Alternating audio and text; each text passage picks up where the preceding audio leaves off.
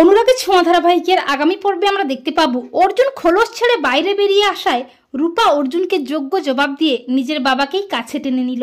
হ্যাঁ বন্ধুরা, আমরা এমনটাই দেখতে পাবো অনুরাগের ছোঁয়া ধারাবাহিকের আগামী পর্বগুলোতে।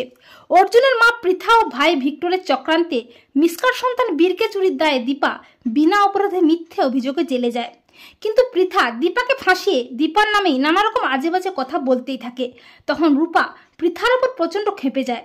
রূপা তার মায়ের সাথে হওয়া অন্যায়ের বিরুদ্ধে রুখে দাঁড়িয়ে পৃথাকে বলে, তুমি কেন আমার মায়ের নামে খারাপ কথা বলছো? তুমি এক্ষুনি বাড়ি থেকে বেরিয়ে যাও। এই বলে পৃথাকে ধাক্কা দেয় রূপা। তখন অর্জুন রক্তের টানে তার মায়ের জন্য রূপার উপর খেপে গিয়ে রূপাকে ধমক দেয়। তখন রূপার খুব কষ্ট হয়। রক্তের টানে অর্জুনের আসল চেহারাটা রূপার সামনে চলে আসে। রূপা বলে, অর্জুন, আমার মায়ের নামে যদি কেউ খারাপ কথা বলে তাকে আমি ছেড়ে কথা বলবো না। সে তুমি আমাকে যতই ধমক দাও না কেন। তুমি তোমার মায়ের অপমানটা দেখতে পাচ্ছ, আমার মায়ের কষ্টটা দেখতে পাচ্ছ না? অর্জুন ধমক দিয়ে বলে, রূপা, বড়দের সাথে এরকম অভদ্র আচরণ করতে নেই। তোমার মা অন্যায় করেছে, তাই উনি এ সমস্ত বলছেন।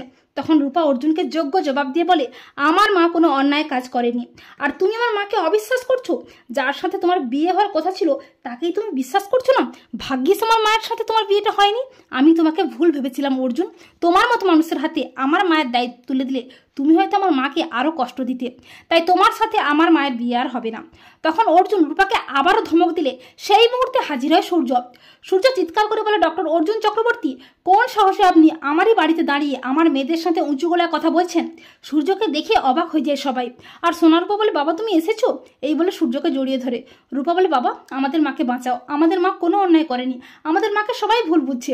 তখন সূর্য বলে, আমি জানি রূপমা, তোমাদের মা কোনো অন্যায় কাজ করতেই পারে না। আমি তোমাদের মাকে নির্দোষ মন করে তোমাদের কাছে ফিরিয়ে দেবো, কথা দিচ্ছি। এরপর রূপা অর্জুনকে বলে, অর্জুন বুঝলে তো বাবা কেমন হয়।